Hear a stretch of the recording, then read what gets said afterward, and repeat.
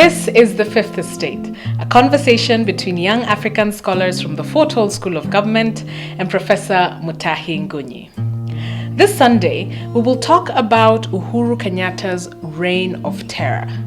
From dramatic demolitions to a guy called the DPP arresting all and sundry. In fact, we are persuaded that Uhuru Kenyatta is in a bad mood. He reminds my generation of a popular advert on TV whose byline was, "Who stole my nyama bite?" Brother fought brother and sister fought sister if you stole their nyama bite. If Uhuru was from my generation, his bad mood would only be explained by a stolen nyama bite. Some of the Fort Hall scholars are pleased by his bad mood. They want him to demolish every stolen thing and to jail the thieves. These scholars believe in the retributive order. They are believers in punishment. They're supporters of Uhuru's bad mood. But another set of scholars believes that Uhuru is receiving bad advice. In fact, they think that Uhuru is probably advising Uhuru. That in his bad mood, he's not listening to anyone. This group does not believe in punishment. It believes in restoration. I am not a believer in punishment and the retributive order. I believe in the restorative order. I believe there is a better way around the demolitions. And here are my reasons. 1. Uhuru has 4 years left and 4,000 buildings to demolish. This translates to 1,000 demolitions a year between now and 2022. When will he do the big 4? 2. Uhuru will have to demolish hotels and properties of his friends. But will he do it? I doubt it. However, if he has taken the holier-than-thou approach, we should hold him accountable. He should demolish property belonging to a helpless Shah and property belonging to a privileged Moi or Kibaki. But will he? The jury is out. 3. Maybe Uhuru is demolishing property to thrill the public. And if this is true, we should remind him of the words of the French philosopher Voltaire when he said, "I would rather be led by one lion than by 100 rats." Is Uhuru being led by 100 rats instead of listening to the voice of the lion within him? Is Uhuru advising himself? I support Uhuru's demolitions and arrests. And if Uhuru is doing this to thrill the public, I also support it. In fact, we asked Uhuru a question from Niccolo Machiavelli a while ago. We asked him if it is better to be loved or feared. And then we advised him to hate love and embrace fear. But we did not give him the whole story. Machiavelli told the prince to hate love and to embrace fear, but he also advised the prince to avoid being hated by the public. Today, the public is cheering Uhuru as he destroys property. They love him. But tomorrow, the same public will be demanding for the destruction of Uhuru. This will be hate. And as Lenin taught us, the masses are like a swinging pendulum. Today they're with Uhuru, tomorrow they want Uhuru crucified. Today they love, tomorrow they hate. But there is another issue here. Who is checking Uhuru as he demolishes 4,000 buildings approved by his government?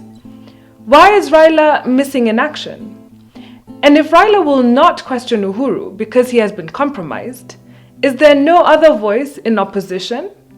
Now, we will address the Raila orphans. The reason why we call them orphans is because they have no Baba. Raila the Baba man went to Canaan to eat honey and suck on some milk alone. He left his orphans hungry and confused. Orphans like Miguna are now angry, rudderless, and deported.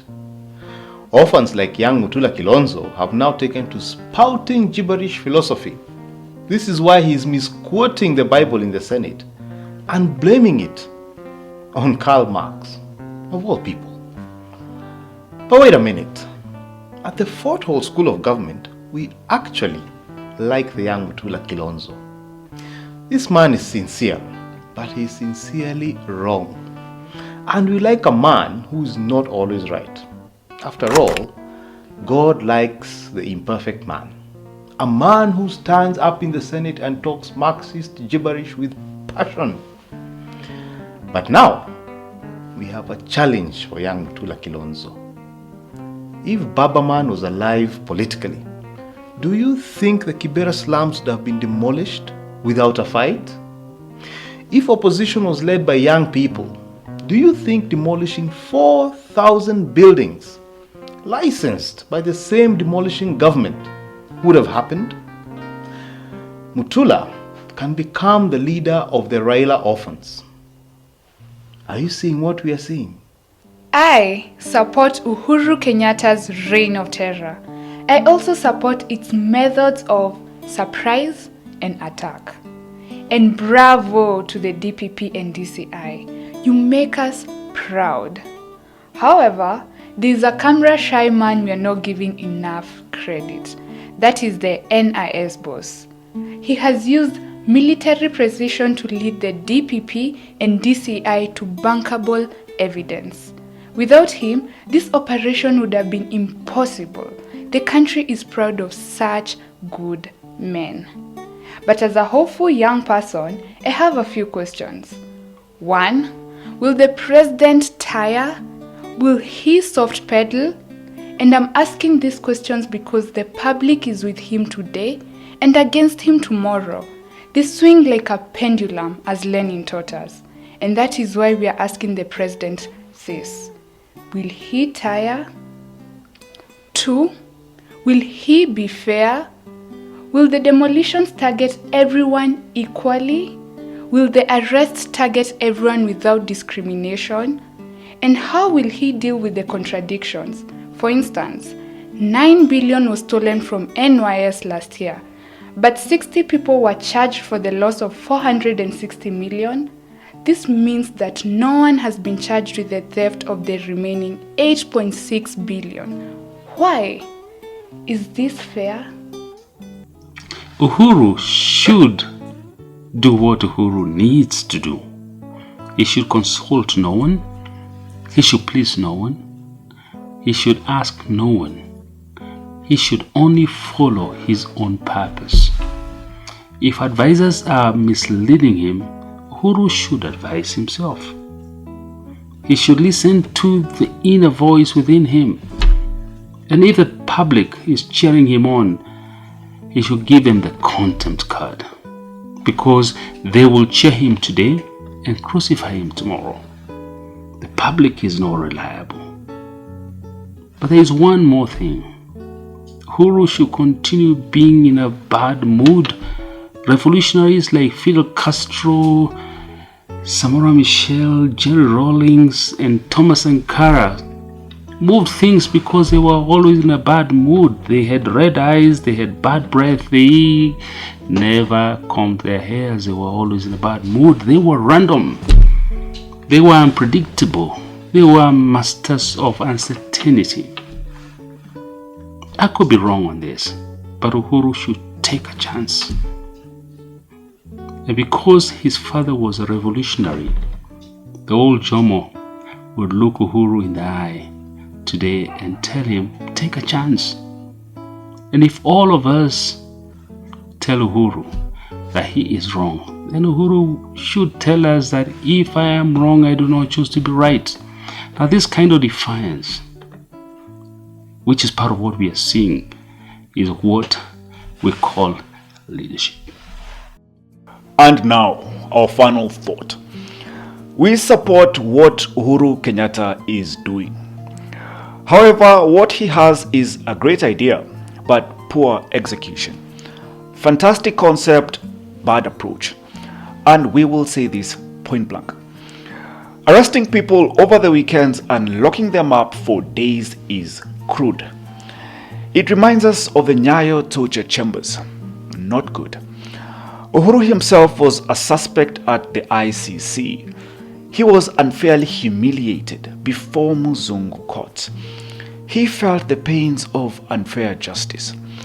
Why would he then subject anyone to the unfair humiliation he went through. Like it or not, these suspects are innocent until proven guilty. But I have another point. The activist approach of arresting people at dawn in the presence of their children is an assault on our national psyche. It is a violation of our national innocence.